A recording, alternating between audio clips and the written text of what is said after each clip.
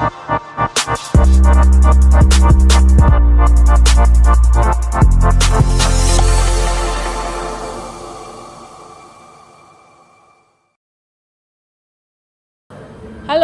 selamat sore, salam sehat untuk semua kalian. Ketemu lagi di program spesial IDN Times, Suara Millennials.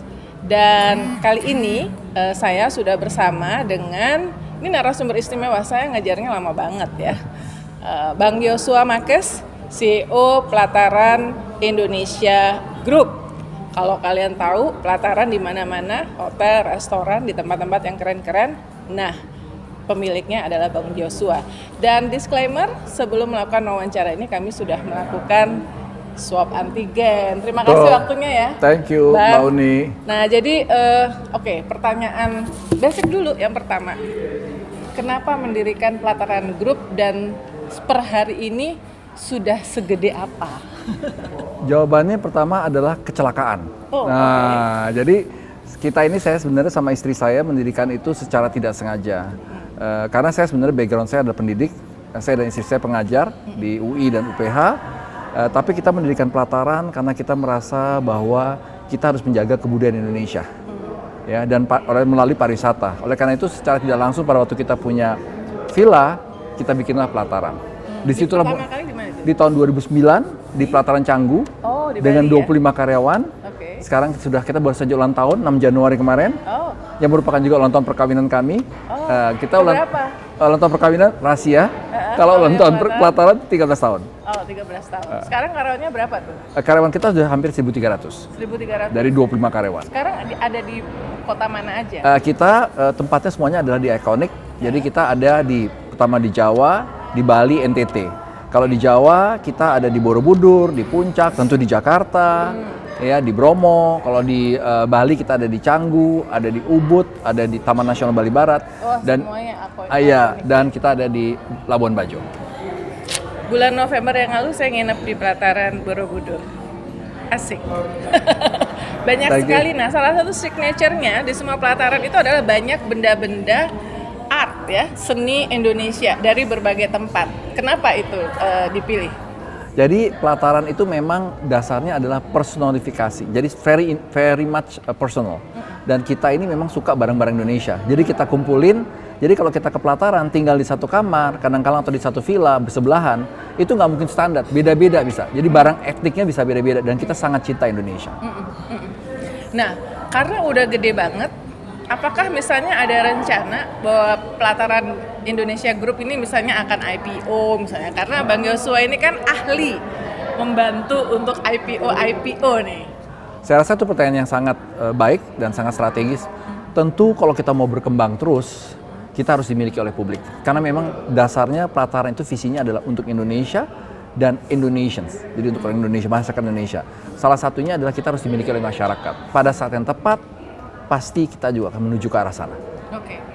Nah, pandemik sudah hampir 2 tahun dan yang paling duluan adalah sektor hospitality dan pariwisata. Tapi kok kayaknya saya ngelihat pelataran oke-oke aja, tapi saya pengen tahu sebenarnya apa yang terjadi dengan bisnis pelataran selama 2 tahun pandemi ini. Jadi pariwisata itu adalah salah satu industri yang paling terdampak, yang kena duluan dan yang keluarnya juga paling belakangan nantinya. Kita pelataran alhamdulillah cukup beruntung karena apa? Bisnis model kita. Bisnis model kita adalah seamless integrated hospitality. Jadi dari bidang usahanya ada F&B, ada resort, ada hotel, ada kapal, dan lokasi kita ada di Jawa, ada di NTT dan sebagainya, dan di Bali. Nah, dengan adanya infrastruktur itu sangat terbantu karena masyarakat yang sementara belum bisa terbang, dia pakai mobil. Nah, itulah membantu kita untuk terus hidup dan kita survive, insya Allah juga survive di berikut-berikutnya dari pandemi ini yang saya rasa akan menuju pada endemi. Termasuk yang di Bali, karena Bali kan kontraksi minus 12% tahun lalu ya. Semua suffer sekali, termasuk yang di Bali. Di Bali salah satu yang terberat. Tapi untung kami dari Bali itu ada 3 properti, 1 properti di Taman Nasional Bali Barat yang di pinggir dekat Banyuwangi, berseberangan dengan Banyuwangi walaupun di Bali. Nah itu juga karena memiliki ikon sendiri, ikon dunia kan, dia menang United Nations, jadi itu terbantu. Oke. Nah artinya kalau selama pandemi saya survive, bagaimana Bang Joshua melihat 2022 untuk bisnis hospitality dan tourism ini? Saya pikir hari ini adalah hari yang tepat Mbak menanyakan pertanyaan itu. Karena tadi kita baru baca siang tadi, pemerintah memutuskan memberikan booster vaksin gratis. Untuk rakyat. Itu adalah game changer banget. Itu adalah salah satu insentif untuk bangkitnya pariwisata. Karena ini kita mesti memutuskan masalah mengenai kesehatannya dan mengusahakan menuju arah endemi. Jadi itu saya rasa salah satu insentif buat pemerintah yang terobosan yang sangat penting untuk kebangkitan pariwisata. Nah, dari 2019 ke 2020 turun nggak atau tetap naik? Terus bagaimana 2020 ke 2021 bisnis pelataran Indonesia ini? 2020 tentu mengalami kontraksi. Nah, mengalami kontraksi, tetapi kita bisa survive. Ya. 2021 kita mengalami kenaikan yang cukup besar, walaupun kita terkena pada waktu Delta itu sekitar 3 bulan. Ya. Tapi inilah dia yang dilupakan oleh kita semua. Domestic market kita very powerful. Inilah yang kita harus akui dan berterima kasih kepada semua masyarakat Indonesia. Tanpa masyarakat Indonesia, saya rasa khususnya pelataran, kita suffered besar. Jadi hashtagnya Menparekraf Sandi Uno di Indonesia aja itu jalan ya? Iya, berlibur Indonesia aja. Indonesia aja ya. November, Desember udah lama ya? Udah, iya. Full di mana-mana. Iya, full di mana-mana. Dan saya rasa internasional akan kembali memerlukan waktu yang mungkin baru semester 2. Ya, mungkin saya nggak tahu kenapa. Karena di sana pun juga mengalami problem. Jadi bukan hanya di sini nggak bisa masuk, tapi di sana pun mengalami problem. Jadi akan memerlukan cukup waktu untuk internasional kembali lagi ke Indonesia. Bang, konsumen Indonesia itu meskipun kelas menengah kita lumayan mulai menguat ya, terus kemudian orang juga nggak semua orang kaya kemudian berani untuk keluar negeri, tapi masih price conscious. Gimana? Sementara pelatarannya kan premium nih, semua layanannya ya, hotel, restoran. Gimana supaya membuat mereka tetap mau tanpa harus berpikir wah ini mahal atau apa gitu? Apa sih ininya strateginya? Ya. Saya rasa seperti masyarakat lainnya, mereka akan melihat selalu adalah added value. Dan pariwisata itu berbicara mengenai narasi, berbicara mengenai konsep. Sepanjang kita bisa memberikan konsep added value yang benar, market itu pasti ada. Dan itu di setiap market, di setiap player itu ada market-market tersendiri. Jadi setiap players itu seharusnya menyesuaikan dengan marketnya. Tapi yang pasti, market Indonesia is so powerful. Apalagi uangnya disimpan terus ya selama 2 tahun ini ya. Nah, tadi saya tanya soal outlook 2022 untuk bisnis hospitality. Tapi hospitality adalah bagian dari ekonomi. Bagaimana Bang Joshua melihat ekonomi Indonesia 2022 ini? Selain yang tadi soal booster vaksin yang pasti akan membantu percepatan ekonomi. Saya rasa 2021 adalah tahun anomali, di mana pajak kita melebihi, kalau nggak salah 102%. Itu karena adanya komoditi yang bergerak naik luar biasa. Ekspor juga naik. Ekspor juga naik. Digital ekonomi kita yang terbesar di Asia Tenggara, saya rasa $80 miliar. Saya rasa itu akan berlanjut di 2022. Ya, berlanjut 2020. Tentu akan mengalami sedikit penurunan untuk yang komoditas, akan mengalami stability. Tetapi indeks keyakinan masyarakat itu yang penting itu sudah sangat tinggi. Nah, ini dengan adanya juga nanti tadi diputuskan hari ini oleh pemerintah, oleh Pak Jokowi, itu saya rasa menambah semangat kita. Yang penting kan adalah orang mau berbelanja, mau berdagang. Ya, dengan adanya tax amnesty dan sebagainya, mudah-mudahan ini berjalan dengan baik. Oke. Nah, kita very optimistic. Sangat optimistik sangat ya. Nah, tadi barusan disebut soal digital ya. Pandemik ini kan akselerasi digital, semuanya going digital ya, dan digital ini juga adalah program unggulan dari pemerintah Presiden Jokowi. Nah, apa yang terjadi di bisnis hospitality khususnya di pelataran Indonesia Group berkaitan dengan digitalisasi ini? Wah, itu kalau digital ekonomi itu very powerful. Kita sebagian besar dari market kita asalnya adalah direct booking. Jadi travel agent masih ada, atau online travel agent masih tinggi, tetapi kenaikan yang direct booking itu karena digital economy itu sangat tinggi. Jadi oleh karena itu digital economy ini adalah soko yang penting yang harus diperhatikan dalam setiap bisnis dalam mengembangkan bisnisnya. Oke. Nah, tahun ini kita juga jadi presidensi G20 ya. Presiden temanya ingin inklusivitas, supaya bagaimana presidensi Indonesia di G20 ini dirasakan oleh semua rakyat, nggak cuma elit-elit aja. Nah, apakah Bang Yusuf melihat ini juga peluang untuk bisnis hospitality? Sangat. Jadi saya laporkan aja, kebetulan kita bersama-sama Kementerian Pariwisata, tadinya kita akan membuat semacam kayak Ecotourism Council. Tapi yang kita lakukan sekarang adalah melakukan Satgas. Satgas untuk melakukan ekowisata, kita masuk ke berbagai segmen market. Termasuk segmen market yang masyarakat luas, di mana kita bicaranya adalah desa-desa ikonik.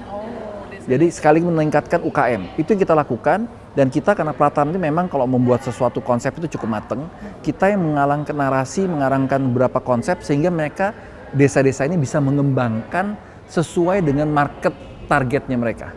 Dan juga tidak ada tabrakan antara market target satu dengan market target yang lain. Jadi memang mesti dilakukan zonalisasi yang baik sehingga menjadi suatu kesatuan bersamaan. Oke. Nah, ini lead to next question. Jadi Farid Zakaria dan semua ahli mengatakan bahwa pandemik ini melahirkan inequality, ketimpangan ya, kesenjangan ekonomi. Nah, bagaimana bisnis yang dikelola oleh dan dimiliki oleh Bang Joshua ini bisa membantu memperkecil ketimpangan? Apa yang sudah dilakukan? Kalau pelataran itu memang genetikanya sejak lahir 2009 adalah ekowisata terdiri dari 3 unsur, yaitu 1 alam, 2 budaya, 3 adalah masyarakat. Jadi pelataran itu nggak bisa hidup kalau tidak ada masyarakat. Nah, bentuknya adalah apa? Bentuknya bukan hanya kontribusi pada masyarakat, tapi kerjasama dengan UKM. Nah, karena pariwisata itu bercerita mengenai narasi, kehidupan. Nah, kalau masyarakatnya tidak mendukung, kita nggak mau masuk.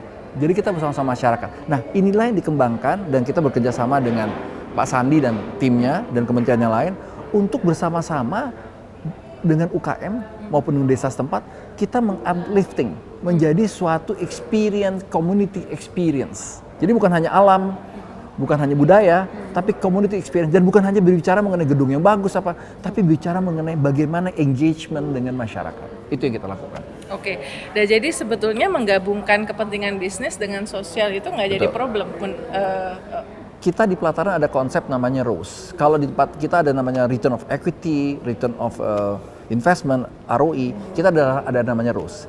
Return on social effects. Jadi itu namanya pelataran ada hospitality with impact. Kita masuk di sana, kita harus memiliki social impact kepada masyarakat. Karena kita merasa social impact itu bukan sesuatu yang sifatnya adalah expenses, tapi itu merupakan bagian daripada experience kita. Oke, nah sektor hospitality ini berkaitan erat dengan kualitas SDM. Bagaimana pola rekrutmen dan pembinaan SDM di grup pelataran? Sehingga semua layanannya bisa standar. Kita mesti sadari kalau di Amerika sekarang kalau ada namanya Great Depression, di Amerika itu namanya Great Resignations. Banyak milenial yang nggak kuat kerja, mereka resign. Dan di industri pariwisata adalah yang namanya turnover-nya tinggi. Nah, buat pelataran sejak 2009 itu berjalan, itu menjadi challenge bagi kita bagaimana orang-orang pariwisata juga bisa bekerja lebih lama, memiliki visi lebih lama. Nah, caranya apa? Menciptakan tantangan buat mereka sesuai dengan kemampuan mereka. Oleh karena itu di pelataran kita tidak pernah memanggil seseorang itu sebagai karyawan. Kita memanggilnya ada sebagai entrepreneur staff. Karena kita bangkitkan semangat entrepreneur dia, itu yang menyebabkan mereka tuh adalah bekerja dengan hati dan mereka bisa stay longer dibandingkan dengan stay di perusahaan lain. Oke. Nah, banyak milenial ya? Berapa persen milenial dari 1.300 itu? Sementara ini kita mungkin masih baru sekitar 35 sampai 38%. Bagaimana dealing with them? Gimana sih cara mengelola SDM milenial ini? Apa ada sesuatu yang berbeda? Mereka Itu gampang bosan kan katanya. Exactly. Dan itu mesti diberikan berbagai macam tantangan. Tantangan itu harus diberikan. Dan kebetulan karena pelataran itu game changer is all about challenges. Kita setiap hari begitu bangun langsung dikasih challenge. Jadi kebosanan itu menjadi hilang. Kenapa? Karena PR-nya udah begitu banyak. Jadi they have to do many things untuk create. Oke. Nah, 2022 apakah ada bisnis baru atau ekspansi? Kita ini kita lakukan sepanjang event 2020 atau event pasti 2021 kita melakukan either pada waktu 2020 pertama kali kena pandemi kita langsung melakukan yang namanya refreshment. Jadi pada waktu orang tutup kita kan harus tutup juga, tapi kita lakukan ada semua perbaikan. Disitulah saatnya kita memperbaiki, perbaikan semuanya. Terus kita juga melakukan namanya adalah selected expansion. Nah seperti sekarang di Bromo itu alhamdulillah selalu hampir okupansi di atas 80%. Nah kita sudah melakukan yang namanya membuka wing baru, namanya Sweet Wing.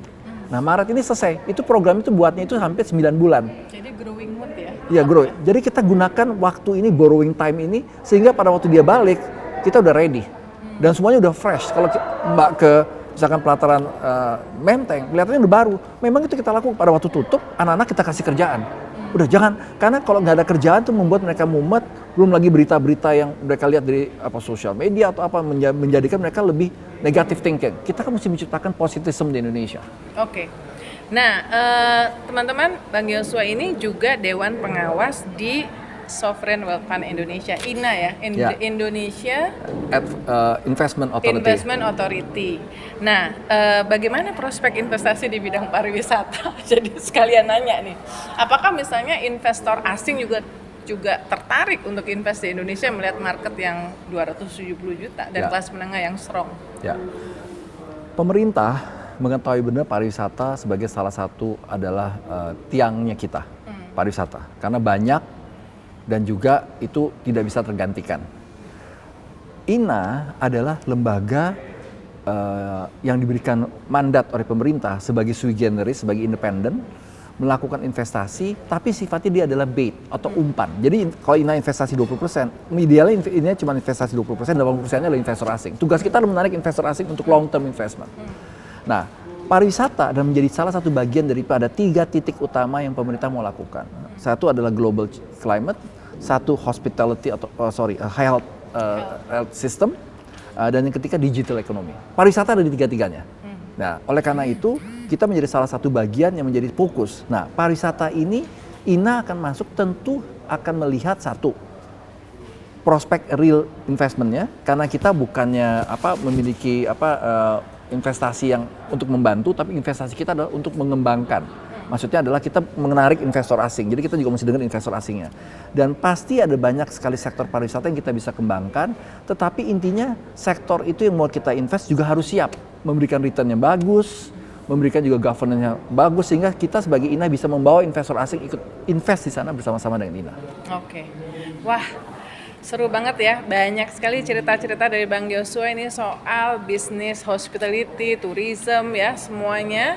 Kalau makanan sih katanya orang Indonesia gimana-gimana gak tetap makan, jadi bisnis makanan apalagi kalau bisa didigitalisasi, bisa order lewat online tuh tetap ya. Terima kasih loh Bang Yosua atas obrolannya yang padat ini. Teman-teman ini tadi jarang muncul memang, jadi mudah-mudahan habis ini kalian lebih kenal dengan Bang Yosua Makes, pendiri dan juga CEO Pelataran Indonesia Group, nama yang tentu kita kenal di mana-mana. Sampai ketemu di Suara Milenial berikutnya. Salam sehat, jaga protokol kesehatan.